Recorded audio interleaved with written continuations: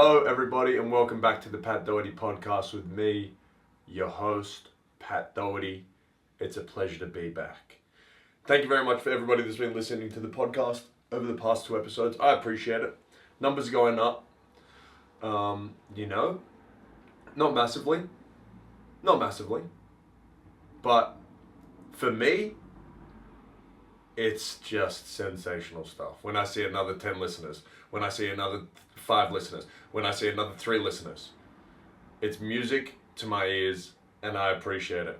I also want to say thank you very much for coming along to Sath and Pat's comedy night featuring Sath Nadesan and Pat Doherty. Excuse me. Over the weekend at the Sydney Comedy Festival. That was very much appreciated. Saturday night was sold out, and it was great. Everyone was lovely. We do appreciate you all coming through. Sunday night was not sold out. It was pretty close to being sold out, but the energy in the room was magnificent. I will say that the energy in the room on Saturday was great. We were kind of stumbling along because we had never really done that show before, plus there was a couple of different things. It wasn't, if you came along, you know what it was, but if you didn't come along and maybe you were just expecting me and Sath to do half an hour of comedy each, that wasn't what we did. It was sort of a variety show. Like we had some segments and we had some special guests and we had some dumb little things that we had in there as well, some sketches and whatever. And the first night it was a little bit bumpy, I'm not going to lie, because we didn't know how to work the tech very well. We had just met our tech guy, who was a fantastic dude, by the way. I love that guy. I can't remember his name right now, but shout out that dude. He ripped. But there was a couple of little hiccups here and there. Overall, the show was great. But Sunday we were a lot smoother with it, and the energy in the room was even better. It was already great on Saturday. It was even better on Sunday. I think it's because it was like there was less people in there. Everyone wanted to rally around each other. You know what I mean? It was a real community-driven energy increase, which is a term that I've coined recently. So thank you very much for coming through, and shout out Matty P and Ian Moo, the great Matty P for joining us on that show. That was a lot of fun. Shout out Sath as well, by the way. Killed it. He absolutely killed it. He's got all these new bits as well that were really fantastic. Matty P did stand up for the second and third time. He killed it in the stand-up segment, stand-up portion as well, and Ian killed it. He kind of ended up being like the host of the show, funnily enough.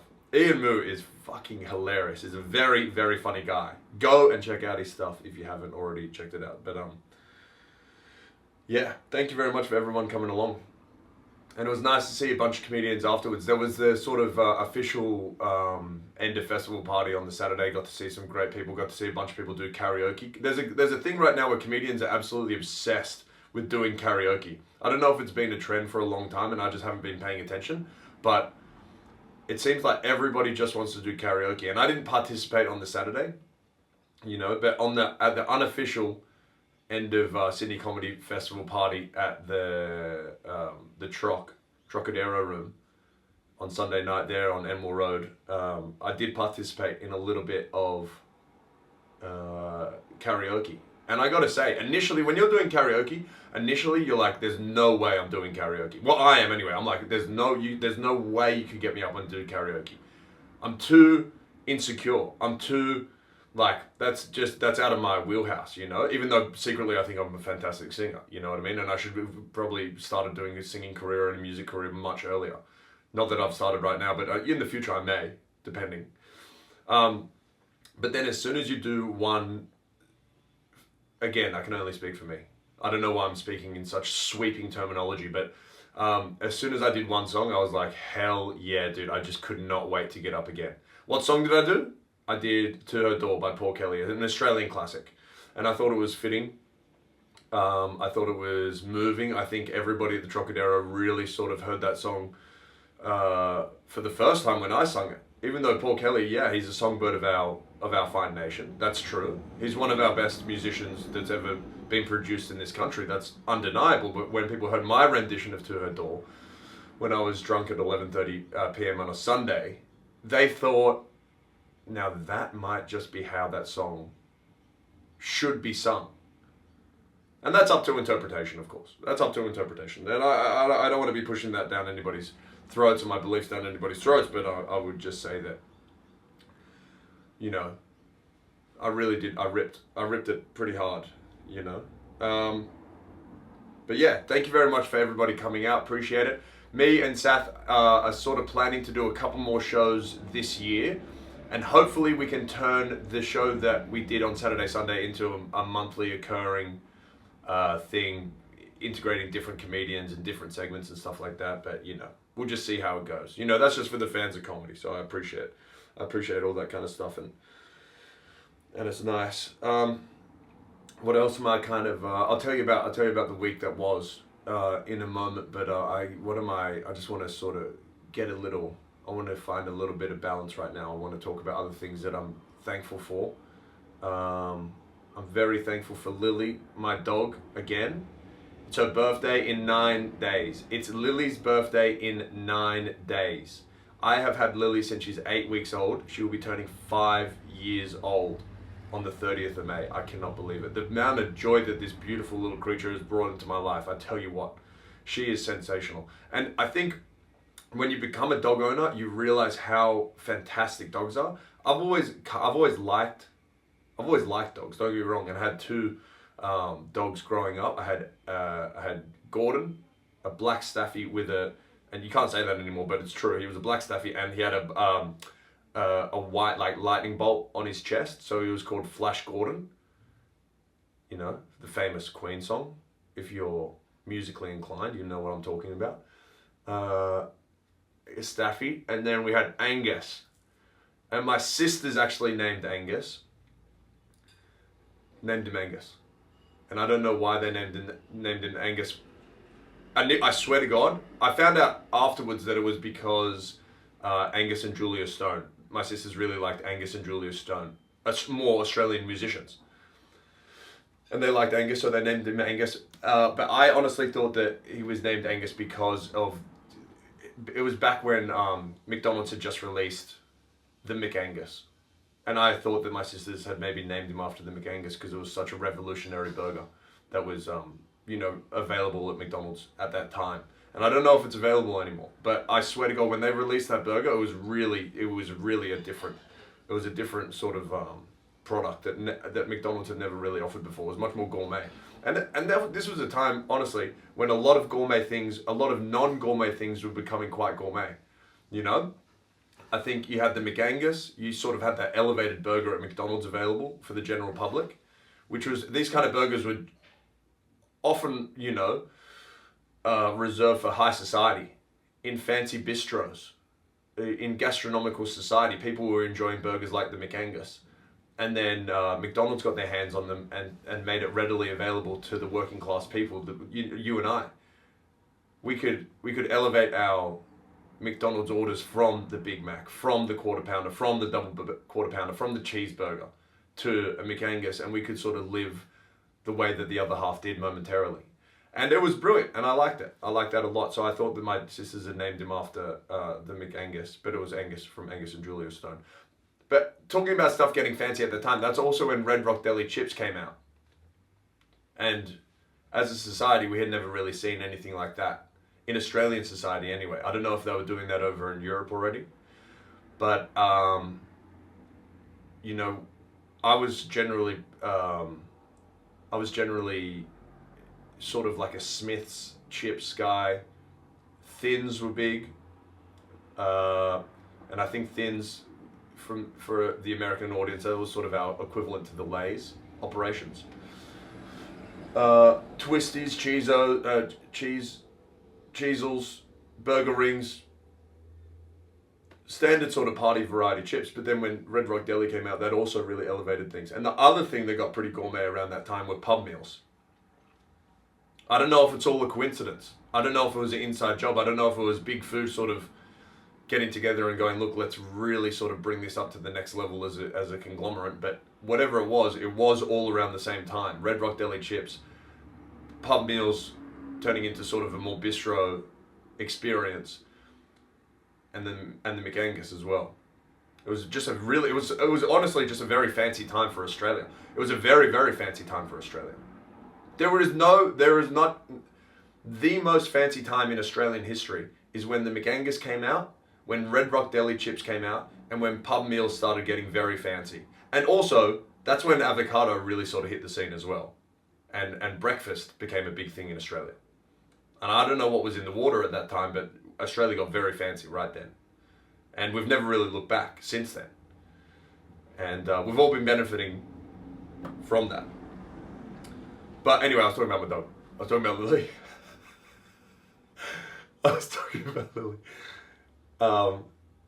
So Angus and Gordon, they were family dogs, you know, and if you've had a family dog, you know, you're just sort of a stakeholder in that creature.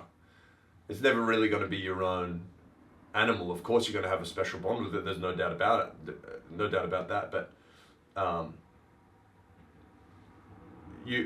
as many times as I'm going to be hanging out with Angus just as much as my brothers and sisters. So you get a little bit of loving from that animal, those gorgeous animals. But when you get your own dog, that's when it steps up into a new sort of stratosphere. And that's what I've had with Lily for the past 5 years. It's been monumental. We've done everything together. We've spent so much time together. I've almost never spent as much time with anybody in my entire life than I have with Lily, I think. Like, I mean, in the same room. We are often just like attached by the hip. We're like one of those motorcycles in a sidecar. Unless I'm out on tour. Like this year I've been opening for Frenchie a lot, so there's been a couple of days where it's a 3-day, 2-day, 3-day, 4-day stretch where I'm sort of out and about with Frenchie on the road, you know, far north Queensland, central west, etc., etc. And that's when me and Lily have been sort of apart, and those are maybe the most time we've spent apart. Oh, and I was in America last year for a couple of weeks. So that was probably it as well. But anyway, dude, I can't believe how much I love this dog. She's just the best, and she's so funny. There is no way in hell as a comedian I could never write any jokes. I could never have any crowd work interactions. I could never get roasted by a crowd member or somebody from YouTube or anything funnier than anything that Lily does. She's just naturally funny, dude. She's the funniest creature I've ever met in my entire life. She just got it. She's a superstar. If she was a human, she would be on Saturday Night Live by the time she was 2. You know, she would be the youngest cast member Saturday Night Live we'd ever seen in the span of the show. And that's a credit to her, and maybe that's a credit to me for raising such a beautifully funny dog. I don't know, but maybe she was just born with it, and I think she was to a certain degree. And I think she was to a certain degree, you know. It's a nature versus nurture sort of question, but it might be a combination. So I'm grateful for Lily. That's for sure. I've been up to a lot, man. I had a pretty busy week last week. There was a lot of birthdays. It was Haley's birthday. It was my housemate Kira's birthday. It was very festive. There were a lot of dinners to be attended. There are a lot of activities to be participated in. And I love birthdays. I can't wait for Lily's birthday in a couple of days. We're gonna go to the park all day. I promised her that. And weather permitting, that's what will happen. Because when you have a dog, you've got to put it in. They know when it's their birthday. They do. Even though maybe they don't understand English as well as we think, they understand the concept and they understand the vibe, you know. But yeah, we did that. We had a dinner on the Tuesday. We had a dinner on the Wednesday. We had an event on the Thursday. We had an event on the Thursday. I don't know how to describe this. It was probably the coolest event I've been to in a little while. And let me give you some context on this. Okay, so sometimes people that have large social media followings will be invited to events by marketing companies to promote, you know, the business, the product, the service that the marketing company has been employed by. And You get invited because they know that you're going to put a story up, or you're going to put it on your Instagram or your TikTok or whatever. Sometimes you're asked to do that beforehand. Not that I've ever been asked to do that, but I know that that's the game, right? Now, I wasn't asked directly to go to this event. My housemate Maddie, my other housemate Maddie, who is a superstar on TikTok, Maddie Spencer, she's very funny. Also a DJ, goes by Mad Day. I'm sure you've seen that. The lady that makes it sound too old. The woman eating the dandelion, that is Maddie Spencer. This is one of the most viral clips I've ever seen in my entire life. Anyway, she got invited to this thing, and it was for Wingstop, which is like a fast food kind of takeaway place, or fast food joint that does specifically chicken wings. If you know me, you know that I'm very partial to some chicken wings. So when Maddie said, "Do you want to come along?" I said, "Absolutely. I 100% want to go to this event," But I didn't really expect too much of it, to be honest. Like, I didn't know what was going to go on. I didn't know who was going to be there, etc., etc. I had told Haley that we were going to go out for dinner again for her birthday, because it was an extravaganza, Like, at this point, we had already had 2 dinners. We had a dinner specifically for Haley on the Tuesday down in Bondi, Machiavelli. Shout out Machiavelli, the best venue down in Bondi. Then on the Tuesday, we had dinner here with Maddie, Kira, Haley. It was a bit of a joint birthday situation with Kira and Haley, And so we've already got those. But then on the Thursday, I had to say we're going to do something as a couple, because that's what you have to do. When you're in a couple, you've got to do periphery events and periphery activities, but then you've also got to do a solo kind of event. Otherwise, you failed in celebrating the birthday. If you're trying to celebrate a girl's birthday, you need to have the side events, and then you need to have the main event, and then there needs to be just a general that entire week. You need to be playing the role of whatever you want. Birthday person. It's your birthday week. I'm gonna be. You wanna go to Southwest Rocks? Let's do it. It's inconvenient, but it's your birthday week. Let's do it. Not that she asked to do that. So anyway, we're doing this, and I have to now say to Haley, look, we're gonna go to a dinner. Of course, I've got that organized. And she was spending the day with her friends as well. So like, she's sort of getting some drinks, hanging out in Surrey Hills in the trendy areas, going to places, all that kind of thing. But in between, we're going to go to an event, right? And I wanted to keep that kind of secret. I wanted to keep where we're going to go to dinner for a little secret as well. And then we go, but the day before, now this is on the Wednesday, I said to her, I go, "Have you ever heard of Wingstop?" And she said to me, she looked me dead in the eyes and she goes, "If you take me to get wings for dinner on my birthday, I will leave Australia and go back to America immediately."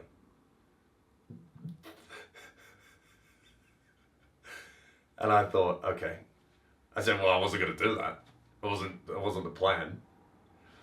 And then I didn't talk about it for the rest of that day, And so there was a little bit of pressure on this event.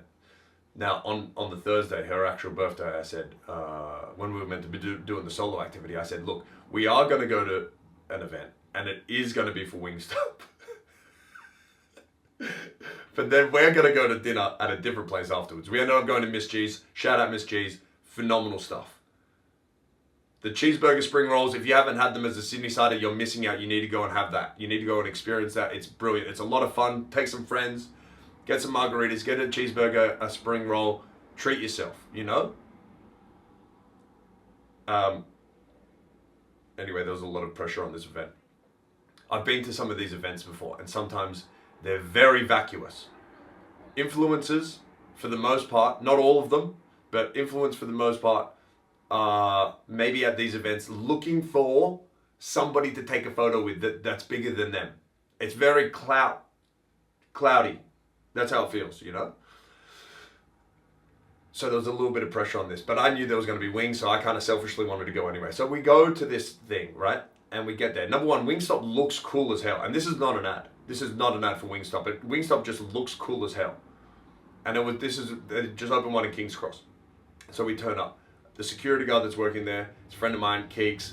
I know her when I used to work at Canva. So immediately I'm like, this is gonna rock. We say hi, blah, blah, blah. We go straight in. Shout out Keeks. Now we get in there. As soon as we get in there, the place is packed. The place is absolutely packed. The vibe is incredible. And there's a live band playing. There's a live band playing. And it's probably the coolest band I've ever seen in my entire life. All right? Now, I followed them on Instagram because they were so cool. Sorry about that part. I didn't mean for you to hear that video on my Instagram. Dude, it was a bunch of Islander dudes. And they were just incredible, man. All right, dude, they're called 92 World. On Instagram, number 2, WRLD_. Now, I don't know how many members of this band or crew, whatever the hell you call it, are, but there was probably about 6 of them. And they're all massive Islander blokes. One behind the decks. There's a couple with different microphones. One's got like, they're all just vibing out, you know what I mean? Now, this is one thing that it's such an incredible juxtaposition in life. Islander lads are ginormous. Relatively intimidating looking fellas. For the most part, right? But each and every one of them seem to have the voice of an angel. You know? Every single Islander guy I've ever met in my entire life could grab me by the head with both hands and crush my skull if he chose to, right? The most powerful human beings you've ever met in your entire life would be on any battlefield throughout history, just dominating people, just smashing people. They could be in the medieval times with people on horses, swords, you know, chainmail, all the rest of it. And I swear to God, a big guy from Tonga could just pick somebody up off the horse and like that. They could have taken over the Roman Empire if they wanted to, you know. But on the other side of that, these guys have the most amazing, angelic, beautiful voices you've ever heard in your entire life. They could also win wars that way. They could sing their way to victory because everybody would be in a trance. If you got a bunch of Tongan blokes and Samoan guys in a room, let's put them back on the battlefield, and again, no weaponry whatsoever, except for their beautiful vocal cords, and they've got cavalry charging at them, and they all just start singing, you know, what a wonderful world. And I can sing as well, don't get me wrong, but they start singing that, the horses stop. The horses are lulled into a beautiful sense of calmness, potentially falling to their knees and falling asleep. The soldiers go, is it even worth fighting for?